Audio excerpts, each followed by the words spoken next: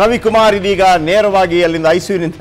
ರವಿ ನಮಸ್ತೆ, thank you very much. ಅದ್ಭುತವಾದಂಥ ಕೆಲಸವನ್ನು ಮಾಡಿದ್ರಿ. ಫಸ್ಟ್ ಆಫ್ ಆಲ್ ನಿಮಗೆ ಐಸಿಯು ಒಳಗೆ ಬಿಟ್ಟವ್ರು ಯಾರು ಅದೇ ಹೇಳಿ. ಫಸ್ಟು ಐಸಿಯು ಒಳಗೆ ಬಿಡುವಾಗಿಲ್ಲವಲ್ಲ, ಆ ರೀತಿ ಬಿಟ್ಟರೆ ನಿಮ್ಮನ್ನು ಬಿಡೋದಕ್ಕೆ ಎಷ್ಟೆಲ್ಲ ಪ್ರಯತ್ನ ಪಟ್ಟರೆ ನೀವು. ಓಕೆ, ಬಾಗಿಲತ್ರ ಇದ್ರಿ. ಓಕೆ, ಎನಿವೆ ಎಷ್ಟು ಎಮ್ ಎಲ್ ಎಗಳಿದ್ದಾರೆ? ಡಾಕ್ಟರ್ ಸುಧಾಕರ್ ಅಂತ ಎಮ್ ಎಲ್ ಎ ಕೂಡ ಅಲ್ಲಿದ್ದಾರೆ. ಆಮೇಲೆ ಎಂ ಪಿ ಆಗಿರುವಂಥವರು ವೀರಪ್ಪ ಮೊಯ್ಲಿ, ಶಿವಶಂಕರ್ ರೆಡ್ಡಿ ಕೃಷಿ ಸಚಿವರಿದ್ದಾರೆ, ಅನೇಕ ಸುಬ್ಬಾರೆಡ್ಡಿ, ಆಮೇಲೆ ಅನೇಕ ಎಮ್ ಎಲ್ ಎಗಳಿದ್ದಾರೆ. ಸೊ ಅವತ್ತಿನ ಪ್ರಾಬ್ಲಮ್ 19/12/2018 ನಾವು ಸ್ಟೋರಿ ಪ್ರಸಾರ ಮಾಡಿದ್ವಿ. ಜನ ಏನು ಹೇಳ್ತಾ ಇದ್ದಾರೆ, ಜೊತೆಗೆ ಸಂಬಂಧಪಟ್ಟ ಅಧಿಕಾರಿಗಳು ಕೂಡ ಯಾವ ರೀತಿ ಖುಷಿ ವ್ಯಕ್ತಪಡಿಸ್ತಾ ಇದ್ದಾರೆ, ಏನೆಲ್ಲ ಲಾಭ ಆಗುತ್ತೆ ಇನ್ನು ಮುಂದೆ ಚಿಕ್ಕಬಳ್ಳಾಪುರಕ್ಕೆ? ರವಿ. ಜಯಪ್ರಕಾಶ್, ಏನು ಚಿಕ್ಕಬಳ್ಳಾಪುರ ಜಿಲ್ಲಾ ಆಸ್ಪತ್ರೆ ತುಂಬಾ ಹೈಟೆಕ್ ರೀತಿಯಲ್ಲಿ ಮಾಡಿದ್ರು, ಆದ್ರೆ ಐಸಿಯು ಮತ್ತೆ ವೆಂಟಿಲೇಟರ್ ಸೌಲಭ್ಯ ಇರಲಿಲ್ಲ. ಈ ಬಗ್ಗೆ ಸುವರ್ಣ ನ್ಯೂಸ್ ನ ಬಿಗ್ 3ಯಲ್ಲಿ ಡಿಸೆಂಬರ್ 19ನೇ ತಾರೀಕು ಒಂದು ಸುದ್ದಿಯನ್ನ ಪ್ರಸಾರ ಮಾಡ್ತೀವಿ. ಈ ಒಂದು ಪ್ರಸಾರದ ನಂತರ ಒಂದು ಜಿಲ್ಲಾಧಿಕಾರಿಗಳು ಲೈವ್ ಅಲ್ಲೇ ಒಂದು ಆಶ್ವಾಸನೆ ಕೊಟ್ಟಿದ್ರು ಸುವರ್ಣ ನ್ಯೂಸ್ಗೆ. ಜನವರಿ ಅಂತ್ಯದಲ್ಲಿ ನಾವು ಖಂಡಿತವಾಗಿ ಈ ಒಂದು ಐಸಿ ಘಟಕವನ್ನ ನಾವು ಓಪನ್ ಮಾಡ್ತೀವಿ ಅಂತ ಹೇಳಿದ್ರು. ನೀವು ಈಗ ನೋಡ್ತಾ ಇರ್ಬೋದು, ಅವರು ಕೊಟ್ಟ ಮಾತಿನಂತೆ ಜನವರಿ 14ನೇ ತಾರೀಕು ಈ ಚಿಕ್ಕಬಳ್ಳಾಪುರ ಜಿಲ್ಲಾ ಆಸ್ಪತ್ರೆಯ ಒಂದು ಐಸಿಯು ಘಟಕ ನೋಡಬಹುದು ನೀವು, ತುಂಬಾ ಹೈಟೆಕ್ ಮಾದರಿಯಲ್ಲಿ ಮಾಡಿದ್ದಾರೆ. ಯಾಕಂದ್ರೆ ಸರ್ಕಾರಿ ಆಸ್ಪತ್ರೆಗೆ ಬರುವಂತಹ ಎಲ್ಲಾ ರೋಗಿಗಳು ಕೂಡ ತುಂಬಾ ಬಡವರು ಇರ್ತಾರೆ.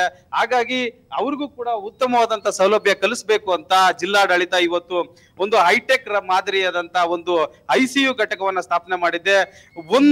ಒಂದು ವೆಂಟಿಲೇಟರ್ ಕೂಡ ಇರಲಿಲ್ಲ.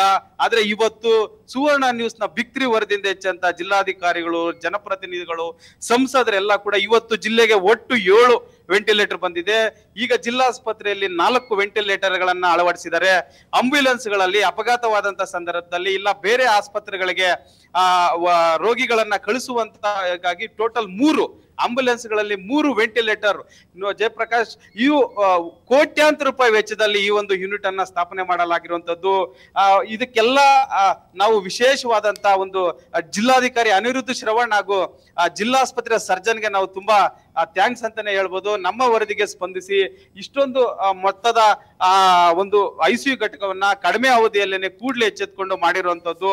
ಇದಕ್ಕೆ ವಿಶೇಷ ಅನುದಾನವನ್ನ ವೀರಪ್ಪ ಮೊಯ್ಲಿ ಅವರು ಸಂಸದರು ಕೂಡ ಕೊಟ್ಟಿದ್ದಾರೆ ಎಂಬ ಮಾಹಿತಿಯನ್ನ ಅಧಿಕಾರಿಗಳು ಕೊಟ್ಟಿದ್ದಾರೆ, ಶಾಸಕರು ಕೂಡ ಕೊಟ್ಟಿದ್ದಾರೆ. ಘಟಾನುಘಟಿ ಶಾಸಕರು, ಸಚಿವರು ಇದ್ದಂತ ಜಿಲ್ಲೆಯಲ್ಲಿ ವೆಂಟಿಲೇಟರ್ ಸಮಸ್ಯೆ ಇರ್ಲಿಲ್ಲ ಅಂತ ಸುವರ್ಣ ನ್ಯೂಸ್ ಎಚ್ಚರಿಕೆ ಕೊಟ್ಟಿತ್ತು. ಇದರಿಂದ ಎಚ್ಚೆತ್ಕೊಂಡು ಇವಾಗ ಮಾಡಿದ್ದಾರೆ. ಈಗ ನೀವು ನೋಡ್ತಾ ಇರ್ಬೋದು, ತುಂಬಾ ಹೈಟೆಕ್ ಮಾತಲ್ಲಿ ಇದೊಂದಿದೆ. ಇಲ್ಲಿ ಈ ಒಂದು ಐಸಿಯು ಘಟಕದ ಇನ್ಚಾರ್ಜ್ ಅಂತ ಡಾಕ್ಟರ್ ಮೇಡಮ್ ಅವರು ಇದ್ದಾರೆ, ಮತ್ತೆ ಅವ್ರನ್ನ ಮಾತಾಡಿಸುವಂತ ಪ್ರಯತ್ನ ಮಾಡೋಣ. ಮೇಡಮ್, ಈಗ ಮೊದಲು ವೆಂಟಿಲೇಟರ್ ಮತ್ತೆ ಐಸಿಯು ಘಟಕ ಇರ್ಲಿಲ್ಲ. ಸೊ ಈಗ ಯಾವ ರೀತಿಯಾದಂತಹ ಸೌಲಭ್ಯಗಳು ಇಲ್ಲಿ ಸಿಗ್ತಿದೆ, ಸೊ ಏನ್ ಹೇಳ್ತೀರಾ? ಇಲ್ಲಿ ನಮ್ಮಲ್ಲಿ ಒಂದು 4 ಐಸಿಯು ಬೆಡ್ ವಿತ್ ವೆಂಟಿಲೇಟರ್ಸ್ ಇದೆ. ಇದರಲ್ಲಿ ನಾವು ಲಾಸ್ಟ್ 15 days ಇಂದ we are treating like diabetic ketosis, COPD cases, anaemia, post op cases ಎಲ್ಲ ಟ್ರೀಟ್ ಮಾಡ್ತಾ ಇದ್ದೀವಿ sir. Yeah, thank you Amaresh, Ravikumar and Amaresh.